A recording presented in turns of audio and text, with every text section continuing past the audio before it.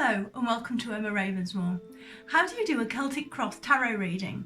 Well, this week on Ravensmore Tarot you will find out at Emma Ravensmore.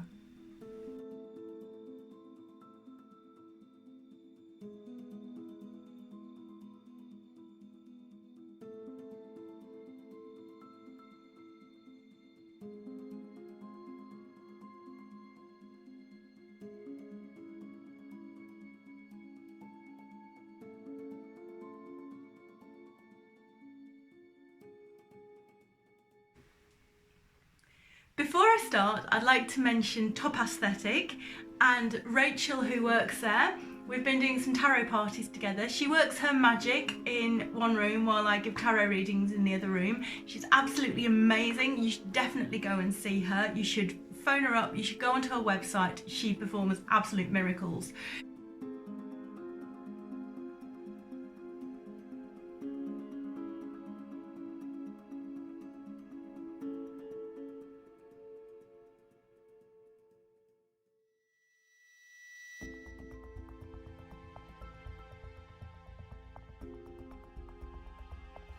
I'm also going to tell you that I do tarot parties as well now. If you want to book a tarot party with me, the host will get a free tarot reading and a bottle of bubbly or a gift bag, depending on their preference.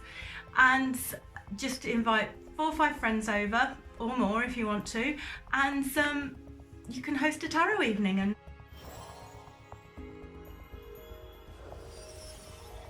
So now to talk about the Celtic cross spread. A lot of readers will use this spread, but you'll often find that the different positions of cards will sometimes mean slightly different things. There are some that are fairly standard, but you'll also find that some of them mean slightly different things.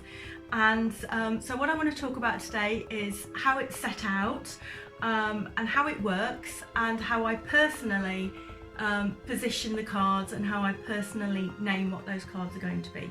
So many different spreads. You can design your own spreads if you want to, but I particularly like the Celtic cross. It's very much a go-to one for myself, and I'll move the camera so you can see what I'm doing.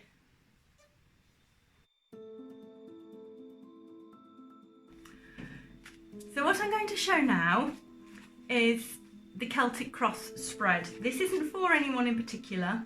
This is just an example of the cards, where they're placed and what the placement means for each one. This isn't for anyone in particular. Now, I do find if I can't do these, this is for a such and such person and make it up, because I believe my spirit guides are helping me, and my spirit guides can't really very well help me with somebody who doesn't exist.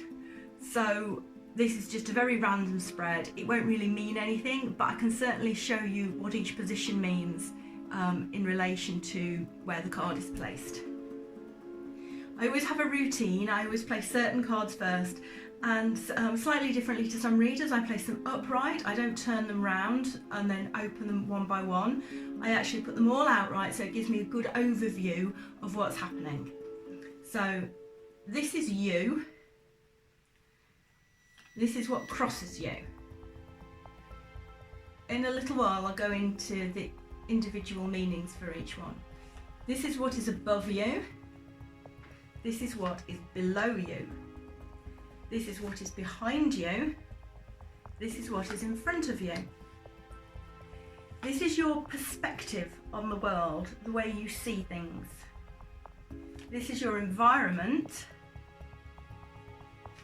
This is representing your hopes, dreams, or your fears. And this is a possible outcome. Now, I'll start with the last one I put down. I say possible outcome. This particular one there is the priestess. I say possible outcome because the future is fluid. It isn't set in stone. That's one of the reasons you have a tarot reading, because if you don't like the way it's going to end out and the way things are heading, it's like a roadmap saying you are here, and it's showing you where you are and where you're heading. And if you don't think you like where you're heading, you can slightly change your route somewhat and go somewhere else.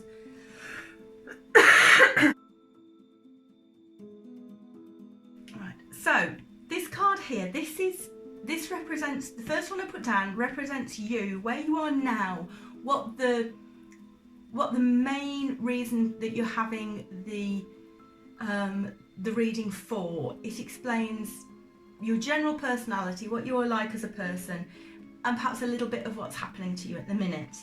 Now, if this were actually a reading for a person, this would be showing this person is just hurtling along a breakneck speed. This is the Knight of Swords.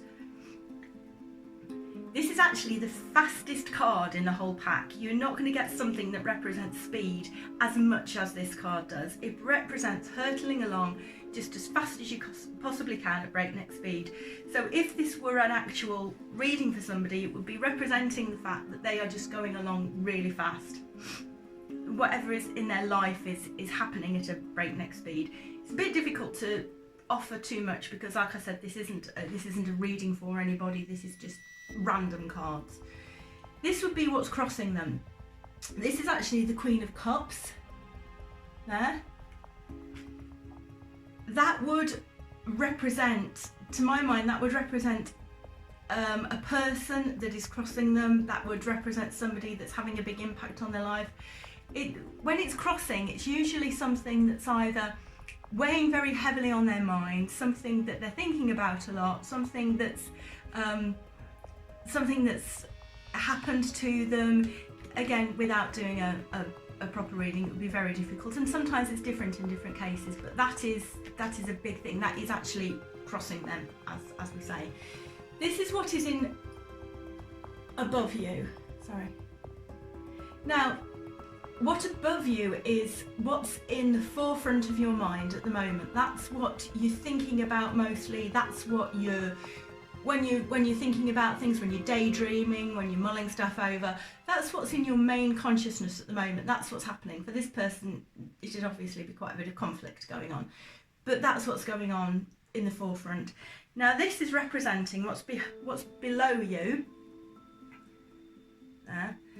That's representing something that is in your unconscious, something that is affecting the way you are living your life at the moment, something that's maybe unconsciously showing you why you're doing things that you're doing.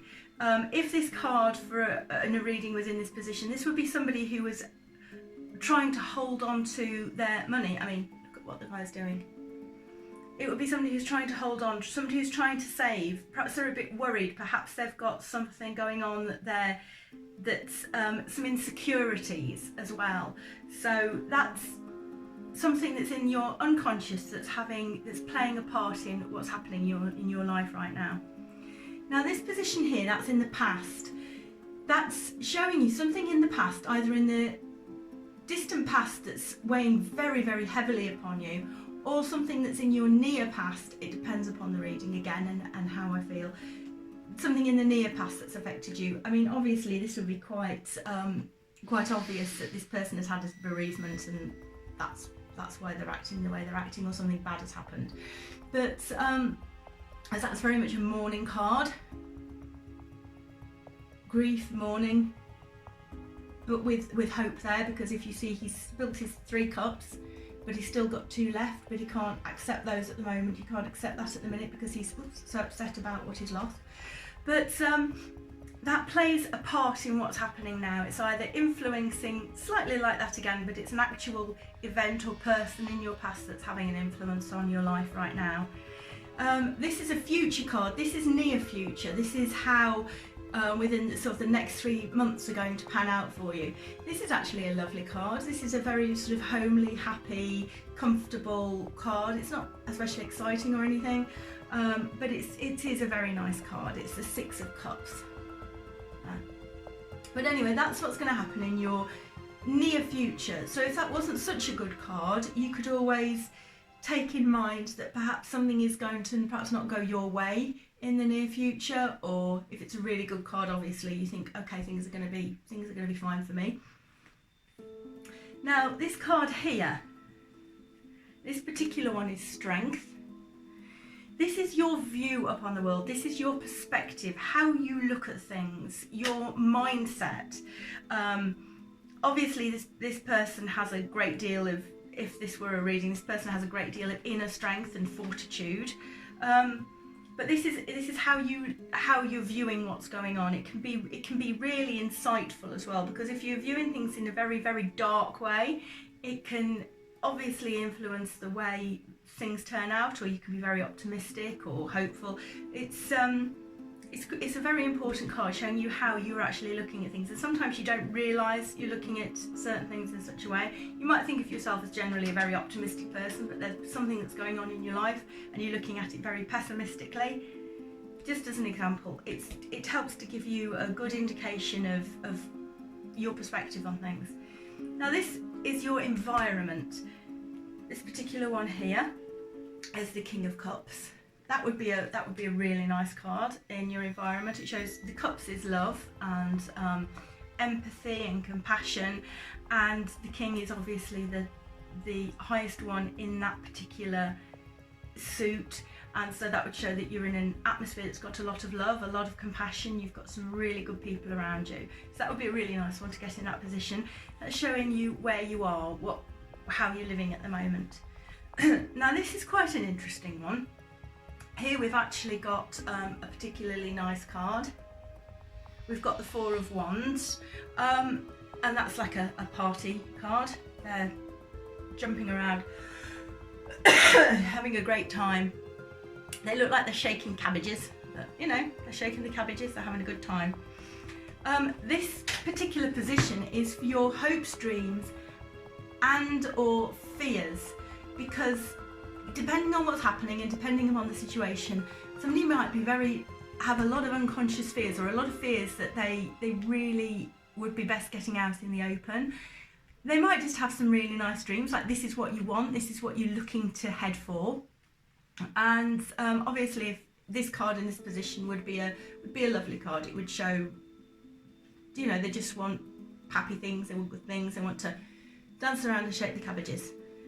Now this one here, again, that's the potential outcome. And like I said, it's potential because it isn't set in stone. It's where you're headed, but it's not absolutely set. So if you see something in that position and you think, well, that's not how I'm wanting it to go, that's not the outcome I'm looking for, then that would be something that you could think, well, you know, I perhaps need to move slightly differently, I need to change on. Sometimes you'll get a card in that position and it's exactly what the person is wanting. They're saying, well, that's exactly what I'm going for, that's exactly what I want. Or it might just be something that is showing them they're going to have a really good start to something is going to just go really, really well for them. And again, that means they're on the right path, they're doing the right things. But if this particular card was not what you wanted, that gives you a chance to change. It gives you a chance to change what you're doing. So that's your potential final outcome card. Now, like I said, I look at them all together because that's how it works for me.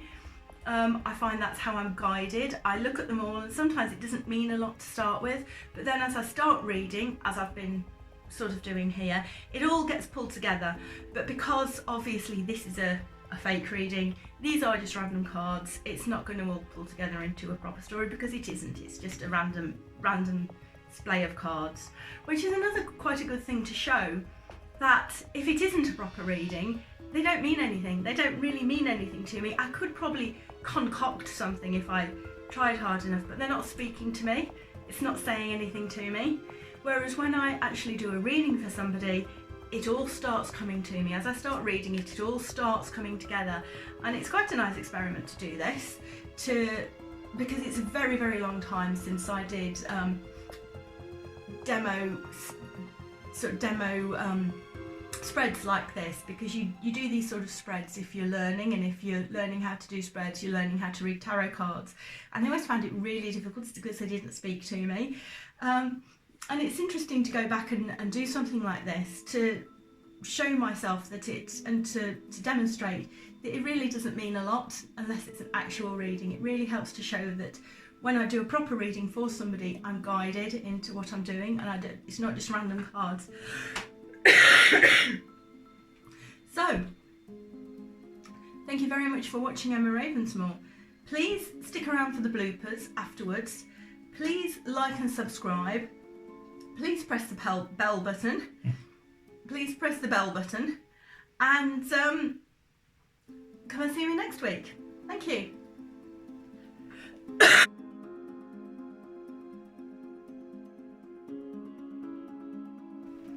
Hello and welcome to Emma Ravensmore.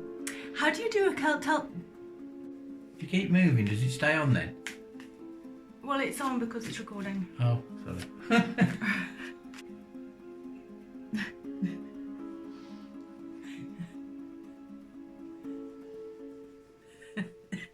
I can't touch your ball then. If you touch my ball, it helps to spread the radiant energy. It isn't a mob. Put my ball back.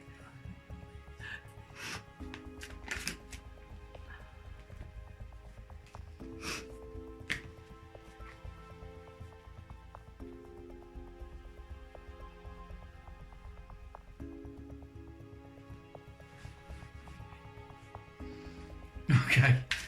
You do realise people will know who you are now. Why? Because you're like a child. Look best with it.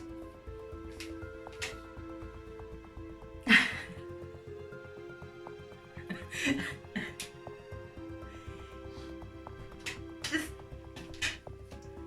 put it up there.